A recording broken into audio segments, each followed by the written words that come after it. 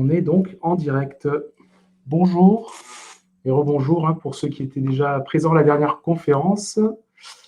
Alors déjà, est-ce que vous nous entendez bien? Enfin, est-ce que vous m'entendez bien? Oui. Est-ce que vous nous voyez bien? Loud and clear. OK, parfait. Donc, pour les nouveaux venus, bienvenue pour cette deuxième édition du SEO Square, qui rassemble donc sur 2 jours une vingtaine d'intervenants et plus de 4000 participants. Donc, pour parler d'un sujet en particulier, le SEO. N'hésitez pas à partager vos impressions sur les réseaux sociaux, donc Twitter, LinkedIn, en utilisant le petit hashtag SEO Square 21. Et pour cette conférence, je serai accompagné de Geoffrey, Jorum, pour vous parler de SEO et du X, et voir comment on peut trouver, c'est tout le cœur de cette conférence, voir comment on peut trouver des synergies entre ces deux disciplines. Donc Geoffrey, je vais te laisser te présenter. Eh bien, merci Julien. Merci pour l'invitation. Moi, je m'appelle Geoffrey Jorum, donc je suis sur Lyon et je co-gère une agence WordPress. Donc, on voit ici. Je co-gère une agence WordPress. On travaille principalement sur du site sur mesure, que du custom, principalement avec l'éditeur de contenu Gutenberg. Et en fait, je suis là aujourd'hui parce qu'au sein de l'agence, je gère le pôle design. Et on est aussi une boîte, pour le coup, où on a une vision UX et design assez fondatrice dans tout ce qu'on fait. C'est quelque chose de très stratégique chez nous. Donc, voilà la raison principale pour laquelle je suis là. Ok, merci Geoffrey.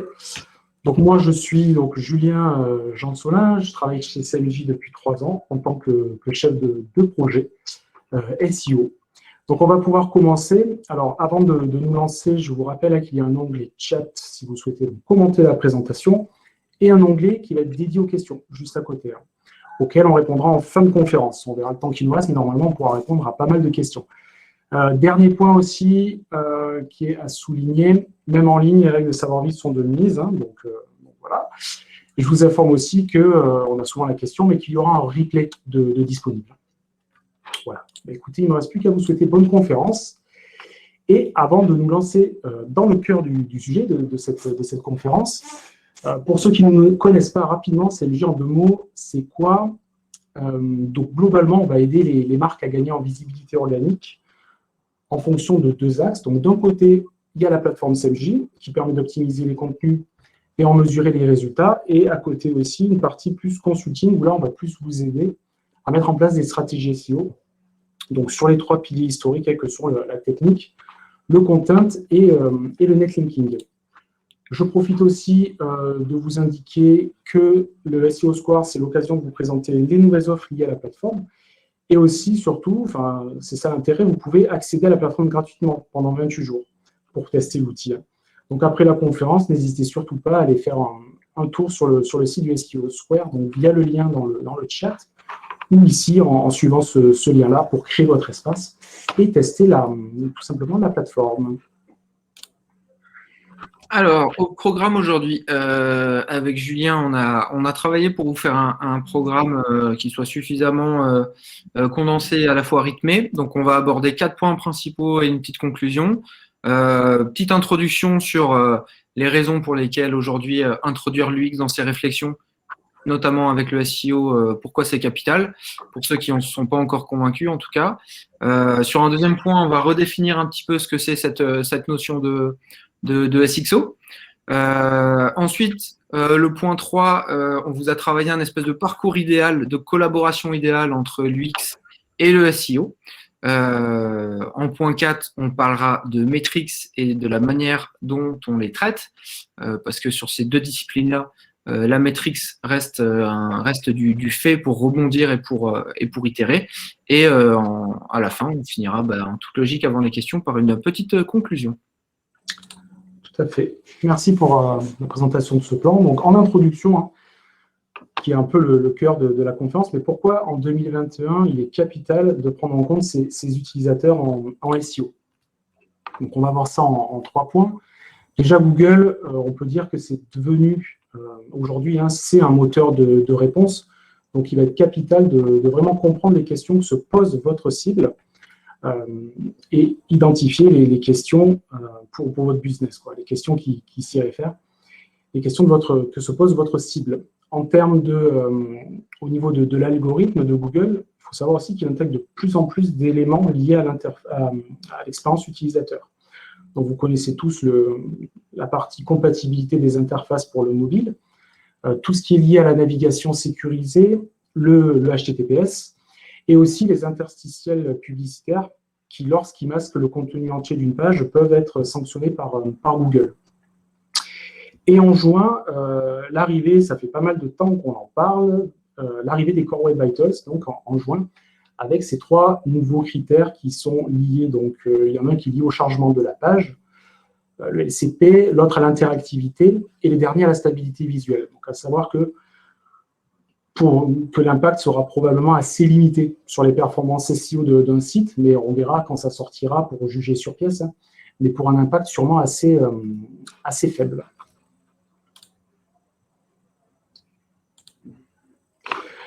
Donc, l'association de l'UX et du SEO, qu'est-ce que ça donne? Ça donne cet acronyme un petit peu barbare, le SXO, donc qui veut dire Search Experience Optimization, pardon.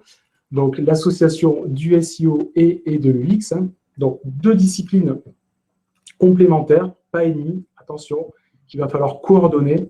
À quoi bon travailler des mots-clés qui ne répondent pas aux besoins de votre cible, par exemple. Donc, chaque métier doit aussi apporter sa pierre à l'édifice. Et c'est en ça qu'il va falloir trouver une collaboration saine et intelligente entre ces 2 disciplines.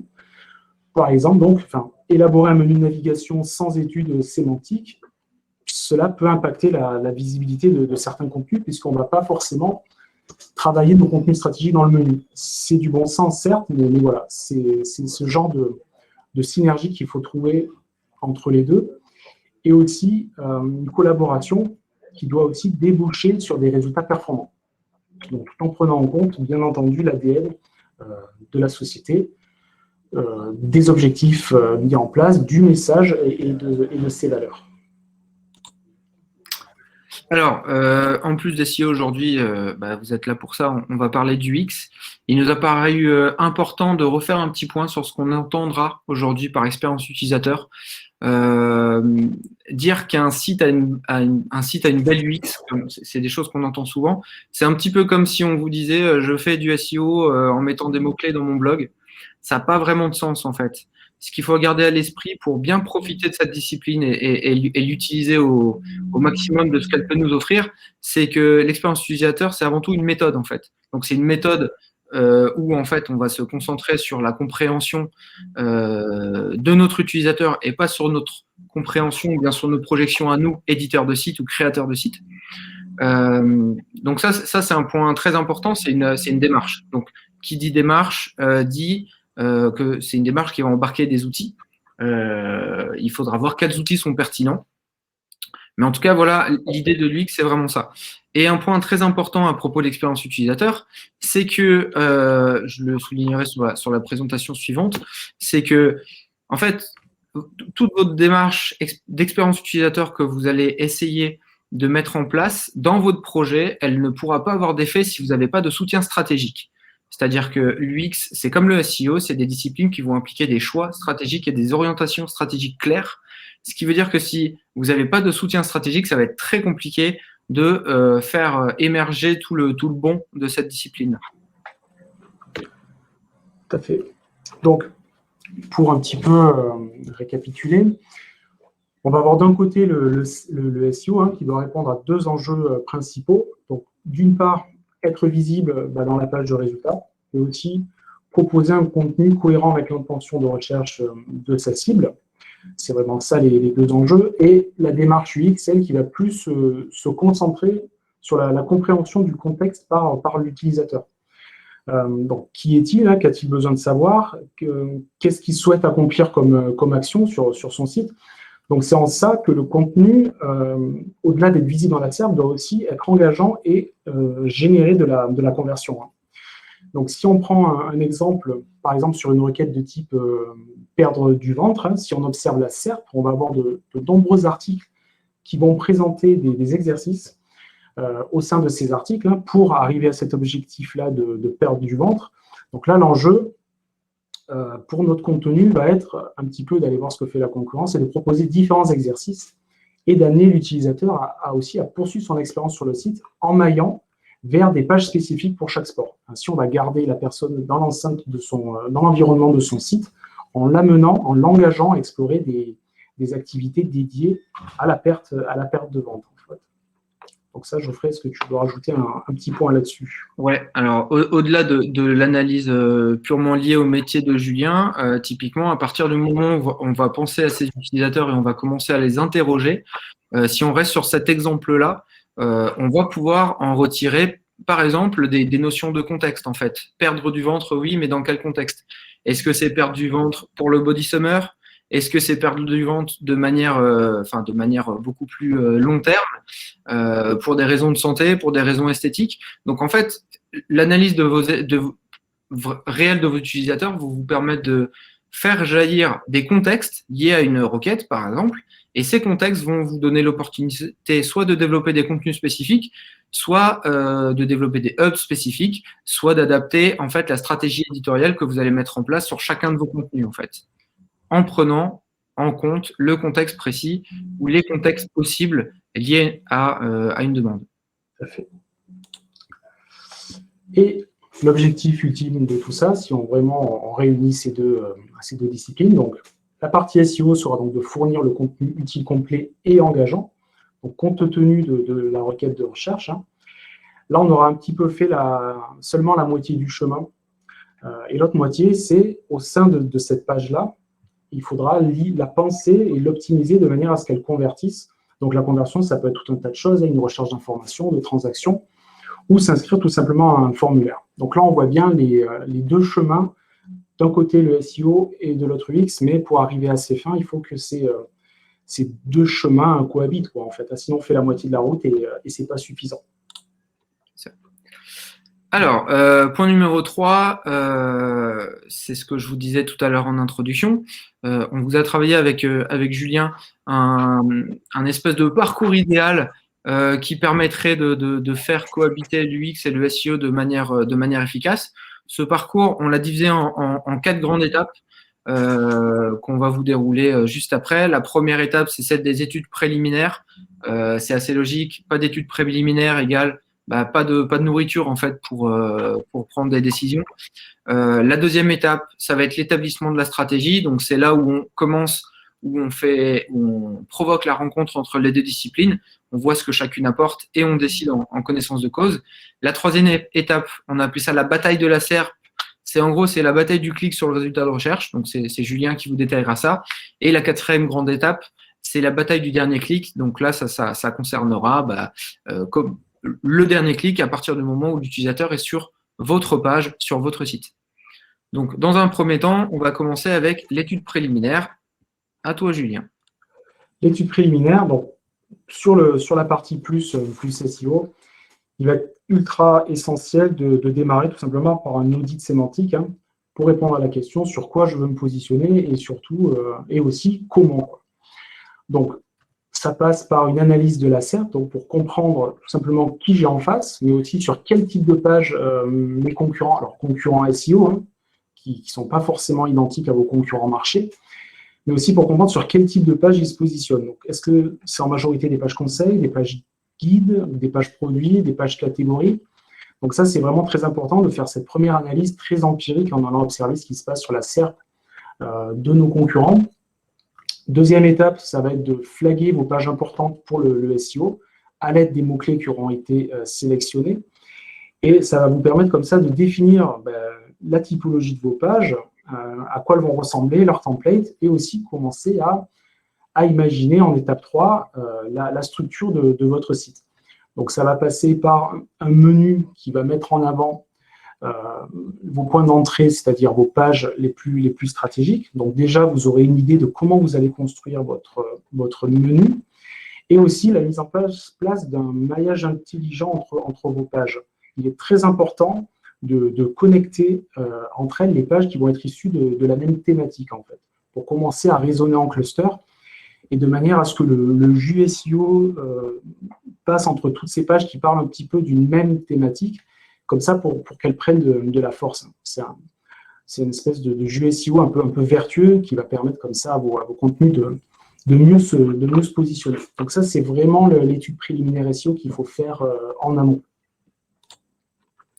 Alors, côté UX, comme je le disais avant, on a beaucoup d'outils pour faire émerger des choses concernant l'expérience utilisateur. La base de la base, en fait, ça reste l'étude des personas. L'étude des personas, malheureusement, c'est un moment qui a un petit peu perdu en saveur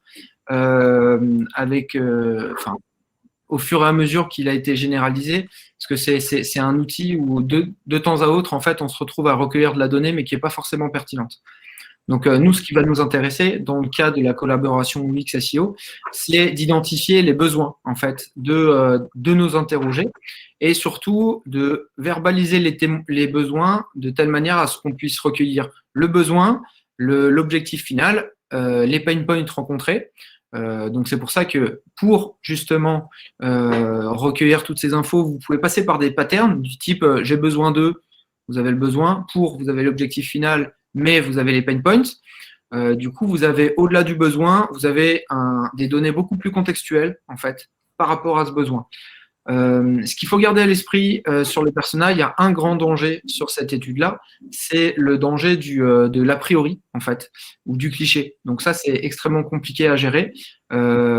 Aujourd'hui, la meilleure manière d'établir des personas, ça reste d'aller à la rencontre des gens, donc d'aller au contact sur le terrain. Pour ça, en général, dans les entreprises, on a des leviers, assez rapides. On a soit des clients un peu privilégiés, soit des commerciaux qui sont au contact de vos clients jour après jour, soit vous pouvez avoir des équipes support qui peuvent être là, qui peuvent vraiment apporter de la richesse dans cette étude-là. Donc, voilà, sur cette étude des personas, focalisez-vous sur le besoin et le contexte qui entoure ce besoin-là. Une fois que les études préliminaires, en fait, SEO et UX ont été réalisées de chacune de son côté, en fait, l'étape 2, ça va être l'établissement de la stratégie. C'est là où on va provoquer la rencontre entre les deux disciplines. Cette rencontre, en fait, on l'a fait qu'en niveau 2, parce que dans un niveau 1 sur les études, on trouve ça important que chaque discipline puisse garder son territoire d'expression.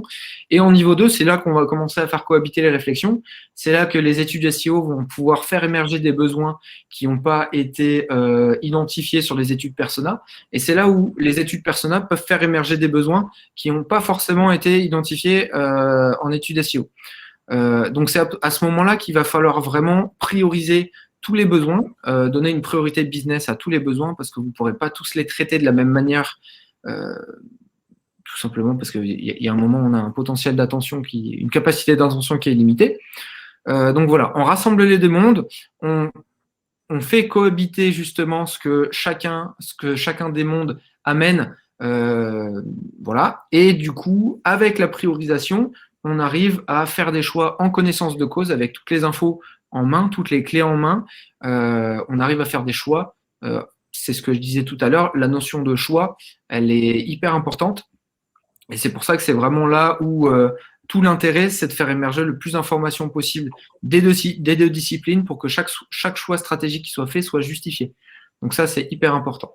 Et enfin, avant de commencer, quand on définit une stratégie, on la découpe, on la planifie. Aujourd'hui, je connais aucun projet qui s'est lancé avec la totalité des contenus et de la stratégie menée d'un coup. En fait, ça ne fonctionne juste pas. Vous ne pouvez pas mener tous les combats en même temps. Donc, pensez bien à avoir une stratégie macro et après à la redécouper en lots pour que vous puissiez planifier tout ça en fonction de vos contraintes, que ce soit timing, budget, etc., etc. Parfait.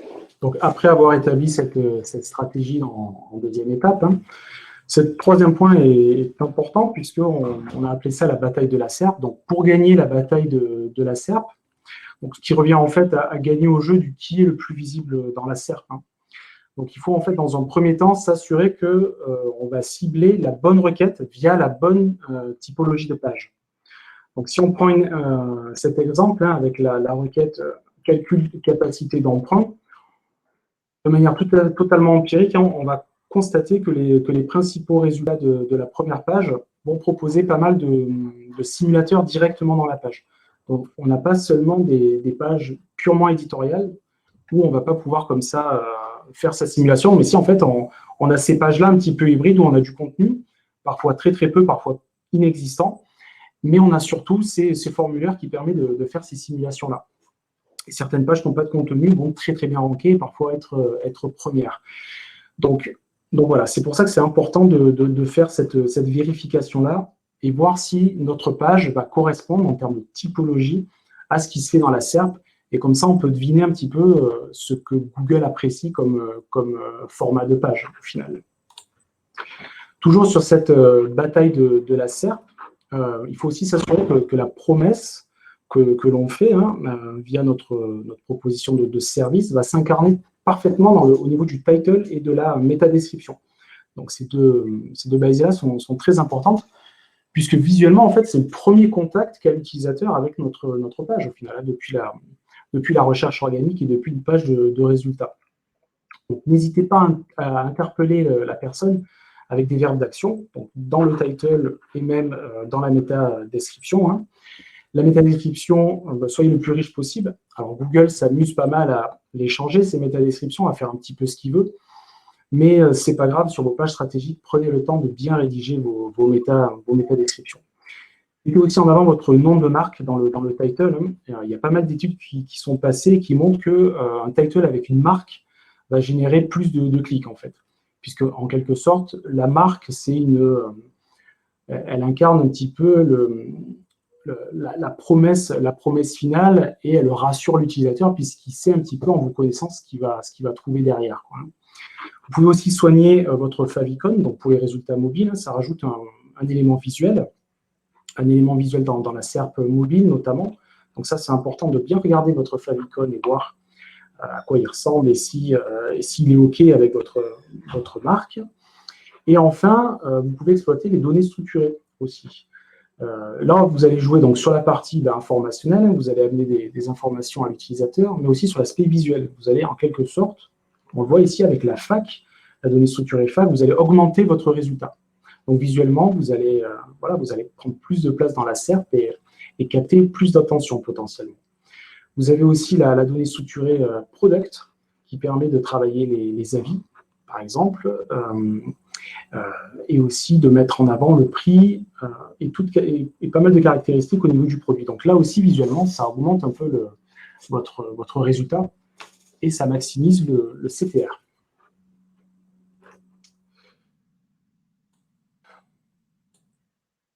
Donc au niveau du dernier clic, la bataille du dernier clic, donc là, c'est sur la partie, c'est la dernière page, la quatrième étape. Là, on faisait en sorte d'être visible sur la SERP. Là, on va faire en sorte d'incarner que le résultat sur notre site, notre page, ne donne pas envie à la personne de faire machine arrière et retourner sur la SERP Google. Donc, la bataille du dernier clic, c'est comment je vais pouvoir définir un contenu optimisé qui va répondre aux questionnements de vos utilisateurs. Donc ça, à savoir que CMJ vous propose de définir, via les Search Intents, déjà d'avoir une idée de votre plan de contenu, en fait. Hein, parce que l'outil va vous proposer différents sujets présents dans le contenu de vos concurrents et que l'on va pouvoir travailler dans la structure à chaîne de son contenu. Donc, grâce à ces Search Intents, vous allez déjà pouvoir baliser votre plan en imaginant comme ça des titres à chaîne, H2, H3, H4, ça ne sert pas à grand-chose. Déjà, H2, H3, ça sera pas mal. Donc, vous allez aider visuellement la personne à se repérer dans votre article. Hein. Vous savez que les gens sur un article, ils papillonnent plus. Ils n'ont pas tendance à lire de manière linéaire un article, mais vraiment à papillonner dessus. Donc, si comme ça, vous balisez bien votre contenu, il pourra trouver rapidement l'information. Mais c'est aussi important pour les robots, pour qu'ils comprennent bien ce dont votre page parle. Donc, l'outil permet aussi, au-delà de cette structure, de voir comment ces sujets sont utilisés par vos concurrents. Donc, avec cette heatmap ici, qui représente le top 10 Google, hein, donc, est-ce qu'ils les utilisent déjà, les sujets et si oui, à quelle fréquence? Donc, l'idée ici, ça va être de prendre la parole sur les sujets importants pour éviter de passer à côté d'un gros sujet important lié à votre thématique, mais aussi des sujets potentiellement pas encore abordés par vos concurrents, quoi. C'est surtout ça l'idée. Et donc, aller dans des endroits où vos concurrents ne sont pas encore visibles et leur piquer un petit peu de la visibilité. Donc, toujours sur cette quatrième étape, la bataille du dernier clic, hein, au niveau de la SERP. Donc, on en a parlé au début. Google, aujourd'hui, c'est un moteur de réponse. Et toujours dans CMJ, la plateforme vous propose aussi des questions posées par les internautes pour une requête donnée. Donc, notamment, on le voit ici, depuis les People Also Ask, les autres questions posées en bon français. Donc, voilà. Donc, vous pouvez aussi structurer votre plan à l'aide de ces questions. Alors, une fois que la bataille de la SERP a été gagnée, on va attaquer la bataille du dernier clic sur la page, c'est-à-dire la bataille de la conversion. Pour gagner la bataille de la conversion, la première étape, c'est de définir ce que c'est une conversion. Une conversion en fonction du contenu sur lequel on arrive, c'est pas la même chose. Donc, le premier truc qu'on vous conseille, c'est définissez ce qu'est pour vous une conversion et comment on fait. On définit simplement un objectif pour chaque page. Pour définir un objectif, on utilise un seul objectif, hein, bien sûr, sinon ce serait trop facile. On utilise un verbe d'action, en fait. C'est aujourd'hui ce que moi je préconiserais, c'est ce qui fonctionne le mieux. Ça force encore une fois à faire un choix. Et le verbe d'action, du coup, nous aide à définir la forme de conversion qu'on va vouloir.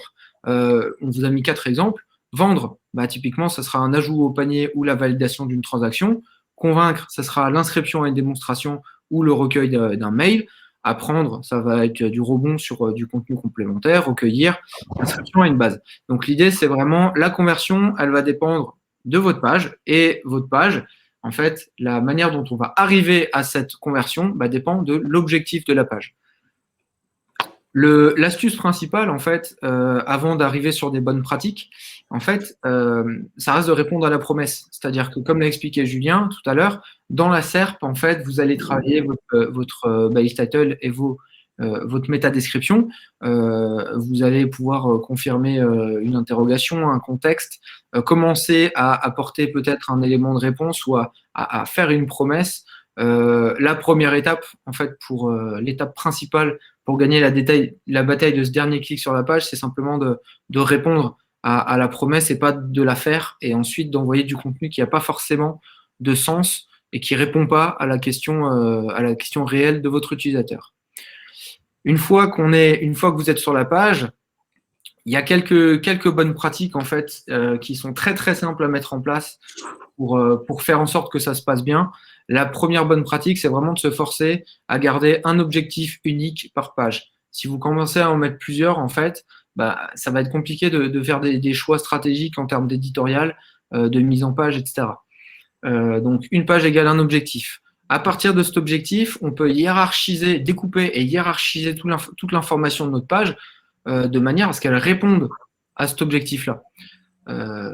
Ça paraît simple, mais si l'objectif n'est pas défini, on est quand même, je pense qu'on est beaucoup à avoir attaqué des pages de contenu avec la page blanche. Forcément, on n'a rien pour se raccrocher, donc c'est compliqué de démarrer. Un point hyper important, ça va être de rythmer l'information, de varier les médiums. Rythmer l'information, ça veut dire éviter le 300% pavé de texte. Vous avez des images, vous avez des vidéos, vous pouvez faire du schéma, mais faites en sorte que ce soit frais, que ça donne envie de le lire. Ça me fait passer au point suivant, l'accessibilité visuelle de votre contenu, notamment l'accessibilité typographique. Il faut garder en tête que la majorité du contenu qu'on a sur le web, c'est du texte.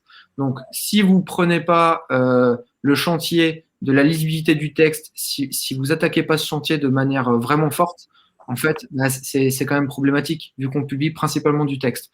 Donc, ça veut dire faites un vrai travail de design graphique sur le choix de votre typographie, sa taille, les longueurs de ligne, les hauteurs de ligne, les graisses utilisées. C'est le rythme. Le travail typographique va définir le rythme de lecture et ça va quand même favoriser un parcours plus efficace sur votre page. Point suivant, aérez vos contenus, s'il vous plaît. Ça paraît simple, mais il y a encore tellement de sites qui ne le font pas. Pour isoler un contenu, par exemple, ça ne sert à rien de lui mettre plein de trucs autour. On isole un contenu ou une fonctionnalité, par exemple un ajout au panier. On isole une fonctionnalité en lui donnant de l'espace, en fait. C'est l'espace qui va faire qu'on se rend compte qu'elle est là et qu'elle est isolée. C'est pas en lui mettant plein d'éléments autour.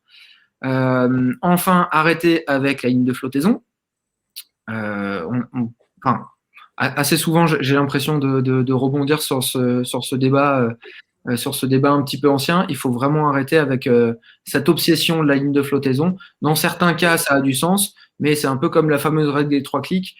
C'est des règles qui commencent à prendre de l'âge et il faut les recontextualiser avant de les appeler. Mais en tout cas, il ne faut pas s'en servir comme des bases immuables, en fait. Et le dernier point, c'est clarifier votre navigation. Dans votre navigation, plus vous aurez de choix, moins l'utilisateur aura de choix, en fait. C'est simple, mais choisir parmi 3 options, c'est facile. Choisir parmi 7, c'est déjà pas la même chose.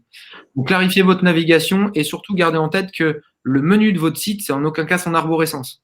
Ça, c'est quelque chose qu'il faut souligner, c'est que le menu de vos sites, moi, souvent, je le prends comme un accès rapide à des pages stratégiques. Ça n'a rien à voir avec l'arborescence. Du coup, vous pouvez vous permettre d'avoir des menus qui vont favoriser une expérience beaucoup plus light et beaucoup plus immersive. Ça va en rien casser l'arbo de votre site. Au contraire, ça pourrait aider votre utilisateur à mieux s'y retrouver. Tout à fait. Ok, merci Geoffrey pour ces petits tips. Donc, si on reprend pour bien mener cette stratégie, et si on reprend ces quatre étapes, hein, donc mener des études préliminaires pour assurer votre visibilité dans la SERP et aussi comprendre les besoins de ces personas. Définissez votre stratégie en faisant fonctionner UX plus SEO, hein, trouver cette synergie pour en retirer tout simplement le meilleur. Gagner cette première bataille de la SERP pour générer un maximum de clics, hein, comme je vous l'ai présenté juste avant, et gagner aussi la bataille du dernier clic, là, à ce niveau-là, pour plus générer de l'adhésion et de la conversion avec votre contenu qui sera le plus utile possible et le plus expert sur son sujet possible. Donc, une fois qu'on a mis en place cette stratégie, qu'on a mis en place tout cela sur son site, il va falloir le mesurer. Donc, aujourd'hui, comment on peut bien mesurer l'engagement de l'utilisateur? Donc, on va voir cette mesure de l'engagement au niveau de 4 KPI importants. Alors, il y en a des dizaines, hein, donc là, l'idée, c'était d'en prendre vraiment 4, vraiment liés à l'engagement de l'utilisateur. Voir comment on peut faire ce suivi avec la plateforme CMJ et quelques tips aussi pour voir comment on peut bien analyser ces données SEO. Donc, le premier va être le CTR qui répond tout simplement à la question « Est-ce que mon résultat dans la SERP va être cliqué ?» Alors, la SERP, hein, c'est Search Engine Result Pages, c'est la page de résultat Google. Hein. Donc, est-ce que mon résultat va être cliqué? Il faut savoir que le CTR va être fonction de différents facteurs. Donc, le nombre d'impressions, la période donnée, une position moyenne, etc., etc. Donc, menez bien vos tests avant-après en comparant 2 périodes. Sinon, ça va fausser la lecture de vos tests. Donc, nous avons aussi le taux de conversion, hein, les objectifs de conversion. Est-ce que mon CTA va être cliqué? Est-ce que mon formulaire va être utilisé? Est-ce que mon PDF va être téléchargé? Donc, ça, c'est capital pour savoir si son contenu génère donc de la conversion. Donc ça sera via des outils comme Google Analytics ou AT Internet ou tout autre outil analytique. Donc, le taux de rebond, ici, c'est, je pose la question, donc comment va se comporter l'utilisateur après être entré sur ma page. Donc là, ici, il faut aussi bien prendre en compte la typologie de la page et aussi le temps passé, hein, parce que au final, un temps de rebond élevé n'est pas obligatoirement synonyme d'un contenu de mauvaise qualité. Ça veut dire qu'on peut sortir d'un site après avoir eu la réponse à sa question, mais ça ne veut pas dire que notre contenu est de mauvaise qualité. Il faut aussi, donc c'est pour ça qu'il faut regarder aussi le temps passé et la typologie de la page aussi. Au niveau du 4e KPI, donc on sera sur la durée moyenne de session. Combien de temps mon utilisateur va passer de temps sur mon site et aussi voir comment ça va évoluer dans le temps. Donc attention avec cette métrique, hein, elle ne représente pas le temps réel passé par l'utilisateur, donc ce n'est pas à prendre au pied de la lettre. Donc corréler là ces KPI avec le taux de rebond en fait. Donc par exemple, un taux de rebond qui va baisser, mais un temps passé qui va augmenter sera un indicateur positif. Donc, vous pouvez suivre vos KPI avec CMJ, hein, qui permet d'optimiser votre contenu, mais aussi faire le suivi de vos performances via l'onglet Performance en paramétrant vos différents KPI.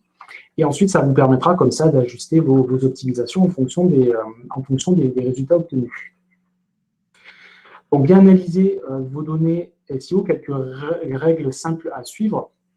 Donc, il ne va pas exister des scores prédéterminés à connaître en mode OK, un bon taux de rebond, c'est temps, etc., etc. Non, comme je vous ai dit juste avant, ça va dépendre aussi de plein de facteurs, comme la typologie de la page, vos cibles, les mots-clés travaillés, la position dans la SERP, etc., etc. Donc, améliorez vos métriques, mais en vous basant tout simplement sur les vôtres, hein, pour relever à un instant T, et pas en regardant forcément ce qui se fait ailleurs. Et donc, pour finir, hein, Google n'utilise pas ces métriques dans son algorithme. Hein, ça fait partie de certaines croyances, hein, mais là-dessus, il ne le prend pas en compte parce qu'on est vraiment sur des choses qualitatives, sur des choses, sur de l'humain au final. Donc, au final, optimisez avant tout pour vos utilisateurs et pensez pas trop à ce que Google fait de toute cette data-là. Donc, évaluer pour adapter et performer, pas de mesure, pas de progression. Donc, vous connaissez la phrase, hein, sans maîtrise, la puissance n'est rien. En SEO, ça sera plutôt sans mesure, la performance n'est pas possible, tout simplement. Donc, il y a aussi cette partie-là où il va falloir passer du temps à mesurer tout ça. Alors, côté expérience utilisateur, comment est-ce qu'on mesure cet aspect-là? Moi, je vous ai préparé quatre pistes, en fait, et bien sûr, de la même manière où Julien l'a fait, 4 pistes plus un petit point sur la manière, qu'est-ce qu'on fait avec toutes ces données-là. Alors, la piste numéro 1, c'est le feedback utilisateur. Le feedback utilisateur, c'est ce que j'indiquais plus tôt, hein, c'est vraiment la base. Ça vous permet d'être au contact de vos utilisateurs. Quand vous prenez du feedback, c'est aussi une occasion de montrer à vos utilisateurs que vous tenez à leur avis. Il y a que du bon à prendre du feedback utilisateur. La grande question, c'est comment est-ce qu'on prend ce feedback utilisateur? On peut le prendre à travers des interviews, à travers des sondages, du testing ou du contact direct. Ce qu'il faut juste savoir, c'est qu'à partir du moment où on prend du feedback utilisateur, le feedback doit être spécifique. Demander un feedback, est-ce que mon site marche? C'est pas un feedback en fait. La réponse, ça va être oui, non, mais en fait, même si la réponse est non, vous apprendrez absolument rien. C'est-à-dire que ce qu'il faut, c'est recueillir des informations spécifiques. Est-ce que vous avez réussi à trouver cet élément? Comment commencer établir des questions vraiment spécifiques où les réponses vont forcément vous amener des informations que vous allez pouvoir exploiter et pas des réponses du type oui ou non. Oui, ça marche, mais ça ne m'apprend rien. L'autre chose que vous pouvez faire, c'est l'observation des comportements. Quand on met le testing, par exemple, il y a une démarche qui marche très très bien. C'est simplement faire de l'observation de comportement de l'utilisateur. Si vous pouvez en faire, vous donnez simplement une mission. Voilà,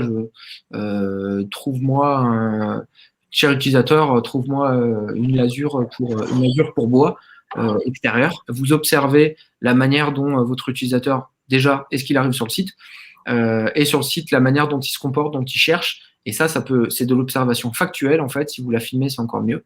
Et ça vous donne des informations factuelles sur la manière dont vos utilisateurs interagissent. Ce qui nous amène au point 2,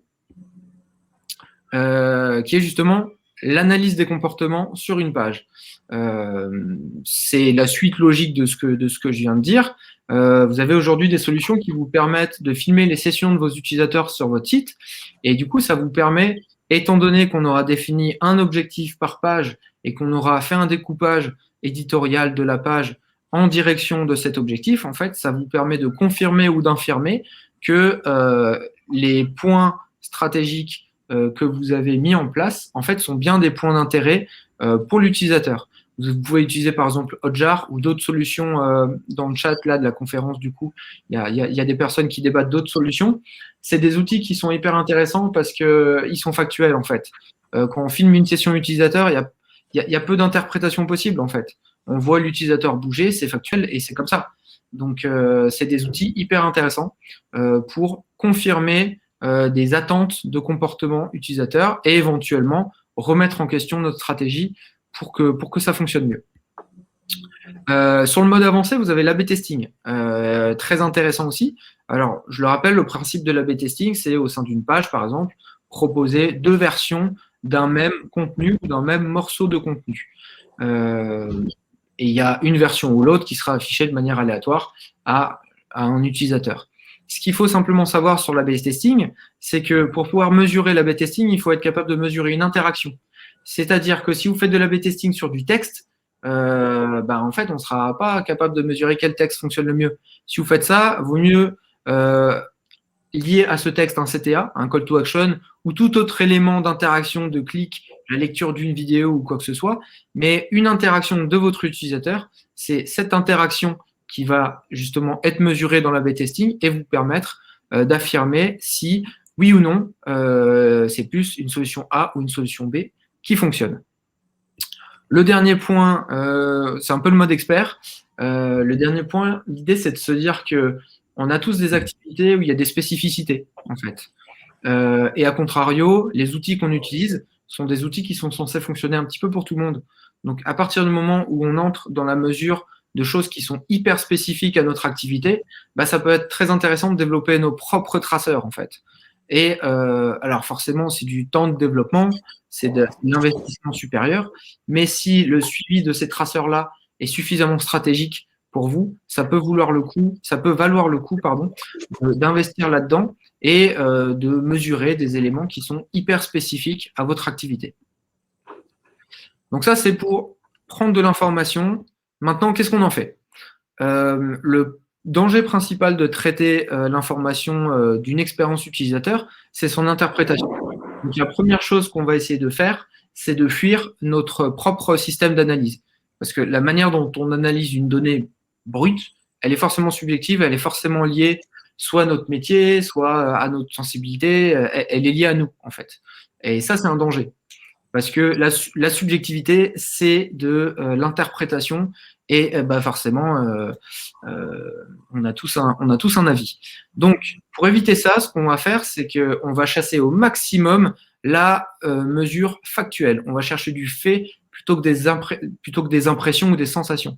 Les faits, en fait, ils sont indiscutables. Donc, c'est là-dessus qu'on va baser nos mesures, en fait.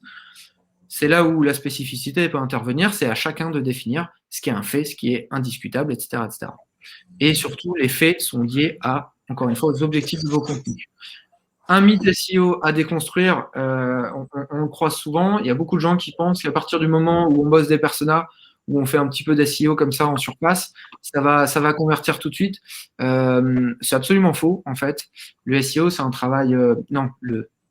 L'UX, pardon, mais le SEO, c'est un petit peu la même chose. C'est un travail où il ne faut pas s'attendre à des résultats à très court terme, en fait. C'est un travail de fond qu'il faut mener sur du moyen, sur du long terme, et surtout, c'est un travail itératif, en fait. C'est un travail sur lequel, à chaque fois, on apprend des données qu'on relève, et en fonction de cet apprentissage, on s'adapte et on teste d'autres choses où on est à chaque fois meilleur. Ce qui veut dire que, c'est le point principal de cette slide, être à l'écoute de ses utilisateurs, ça veut aussi dire et surtout dire qu'on est en capacité de se remettre en question très facilement. Ça ne vous servira à rien de faire des relevés utilisateurs qui vous disent clairement que ce que vous faites, ça ne fonctionne pas, si en fait vous n'êtes pas capable de vous remettre en question et de repenser votre système. Parfois, ça permet, ça nécessite de repenser même son offre, mais en tout cas, si on n'est pas capable de procéder à des remises en question fortes, en fait, l'expérience utilisateur va être un petit peu simplement une ligne sur un devis, en fait. Elle ne va pas servir à grand-chose. Donc voilà, ça, c'est un point hyper important à retenir. Parfait. Eh bien, écoutez, je crois qu'il va être temps de conclure et ensuite de passer aux questions. Donc, vous aurez compris le message de cette conférence. du moins je l'espère, hein. Mieux vaut faire collaborer donc, ces deux disciplines plutôt que de les confronter, hein, trouver vraiment cette synergie-là. Cette synergie qui doit être réalisée, donc qui doit se réaliser pour éviter certaines déconvenues, comme par exemple, on va faire ranker un contenu, mais qui va générer derrière une expérience déceptive, et à l'inverse, un contenu qui va être parfaitement pensé et utilisable pour sa cible, mais qui restera invisible dans la SERP. Et du coup, gardez à l'esprit surtout, c'est un des messages les plus importants, ça concerne le SEO, ça concerne l'UX, gardez à l'esprit qu'on est sur des disciplines qui nécessitent de l'itération.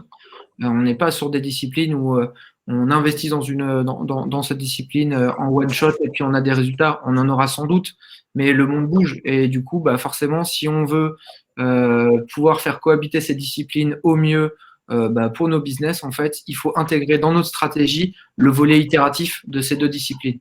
C'est important. Avant, quand je parlais de planification de la stratégie, c'est aussi ça, c'est de se dire, bah, en fait, je sais que le SEO et que l'UX, c'est des disciplines où il faut tester des trucs.